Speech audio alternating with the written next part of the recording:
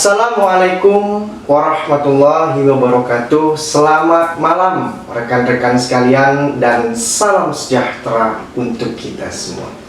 Berjumpa lagi teman-teman dengan saya yang selalu memberikan info-info serta pendapat mengenai permasalahan hukum. Baik, di video kali ini saya akan menjawab pertanyaan dari teman kita yang telah dikirimkannya ke saya melalui chat WhatsApp pribadi berkaitan dengan tukang parkir liar, teman-teman. Jadi dia bertanya kepada saya, teman-teman. Yang pertanyaannya adalah, "Bang, saya selama 28 tahun tinggal di rumah saya. Tidak pernah sekalipun saya harus membayar parkir setiap saya memarkirkan motor saya di depan rumah saya sendiri. Akan tetapi, baru-baru ini ada tukang parkir dengan kasar dan ketus selalu meminta saya untuk membayar parkir motor saya yang mana saya parkir di depan rumah saya itu setiap hari. Alasannya motor saya diparkir di jalanan umum. Itu pun saya membayar tanpa mendapatkan karcis parkir resmi. Jadi bagaimana itu yang harus saya lakukan, Bang? Apakah bisa ditempuh ke jalur hukum, Bang?" Jadi begitulah kira-kira pertanyaannya, teman-teman. Dan di video kali ini saya akan menjawab pertanyaan tersebut.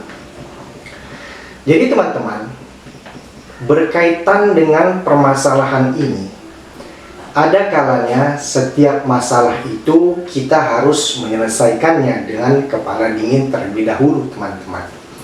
Jadi sebelum kita menempuh ke jalur hukum, ada baiknya kita mencoba dengan cara kekeluargaan terlebih dahulu, seperti membicarakan secara baik-baik dengan tukang parkir tersebut bahwa itu adalah rumah kita. Apabila cara tersebut tidak berhasil, untuk menghindari konflik, kita bisa mencoba memarkir di dalam rumah saja, teman-teman. Akan tetapi, kalau memang tidak bisa memarkir di dalam rumah karena suatu hal tertentu, maka kita bisa menempuh ke jalur hukum, teman-teman. Karena memang pada dasarnya, jalan besar terkait rumah diatur di dalam pasal 671 Kitab Undang-Undang Hukum Perdata yang mengatakan bahwa jalan setapak, lorong, atau jalan besar milik bersama dan beberapa tetangga yang digunakan untuk jalan keluar bersama tidak boleh dipindahkan, dirusak, atau dipakai untuk keperluan lain dari tujuan yang telah ditetapkan, kecuali dengan izin semua yang berkepentingan.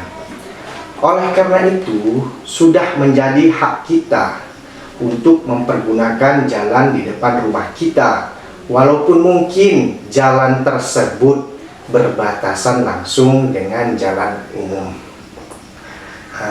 Jadi teman-teman, karena pertanyaan yang tadi tidak menjelaskan lebih rinci mengenai keadaan sekitar rumahnya dan terletak di Jakarta atau tidak, untuk itu saya mengasumsikan bahwa rumahnya terletak di Jakarta dan saya akan menggunakan peraturan daerah DKI Jakarta, ya teman-teman.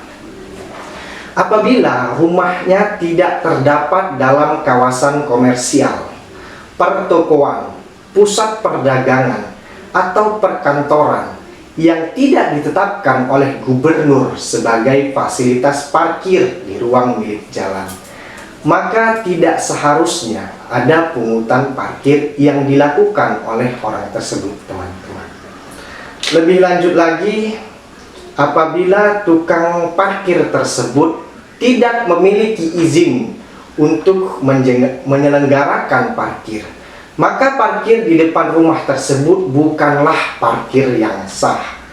Ketiadaan sarana-sarana yang seharusnya dimiliki oleh parkir di ruang milik jalan juga dapat menjadi salah satu pertanda bahwa itu adalah parkir yang tidak sah.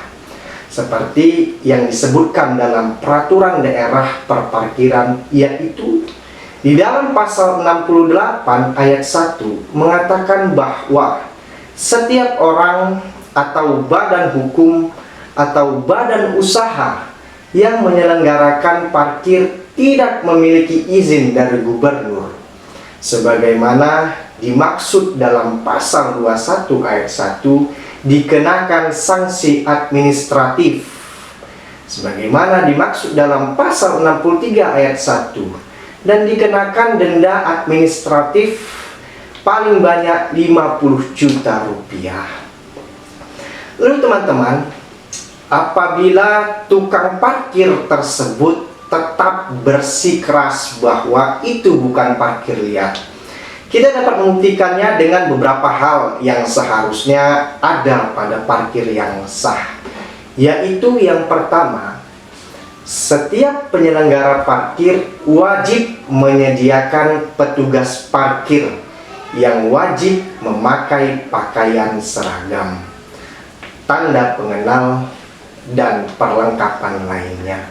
Oleh karena itu, kalau tukang parkir tersebut tidak menggunakan atribut sebagaimana seharusnya petugas parkir, maka ia bukan petugas parkir yang sah.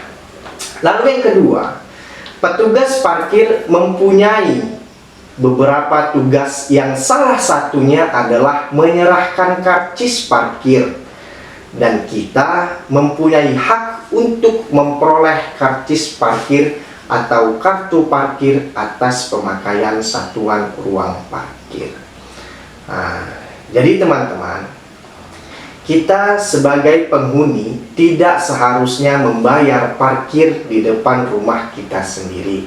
Sebagai langkah hukum, kita dapat menggugat tukang parkir tersebut secara perdata atas dasar perbuatan melawan hukum.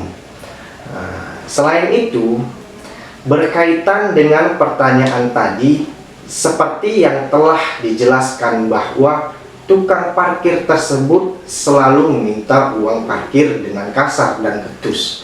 Apabila kita merasa terganggu dengan hal tersebut teman-teman, kita juga dapat melakukan tuntutan pidana berdasarkan pasal 368 ayat 1 Kitab Undang-Undang Hukum Pidana, yang berbunyi, barang siapa dengan maksud untuk menguntungkan diri sendiri atau orang lain secara melawan hukum, memaksa seseorang dengan kekerasan atau ancaman kekerasan untuk memberikan barang sesuatu yang seluruhnya atau sebagian adalah kepunyaan orang itu atau orang lain, atau supaya membuat hutang maupun menghapuskan piutang, diancam karena pemerasan dengan pidana penjara paling lama 9 tahun. Jadi berdasarkan pasal 368 ayat 1 Kitab Undang-Undang Hukum Pidana tersebut, maka kita dapat melakukan tuntutan pidana atas dasar pemerasan dengan kekerasan atau ancaman kekerasan, karena tukang parkir tersebut memaksa kita untuk memberikan uang parkir. Jadi begitulah teman-teman, langkah hukum serta jawaban saya berkaitan dengan pertanyaan di atas. Semoga kita yang melihatnya bisa memahaminya dan menjadi manfaat untuk kita semua. Amin amin ya rabbal alamin. Mungkin cukup sekianlah video pembahasan kita kali ini. Saya Haji Fikri Wicaksana undur diri. Wabillahi taufiq wal hidayah. Wassalamualaikum warahmatullahi wabarakatuh.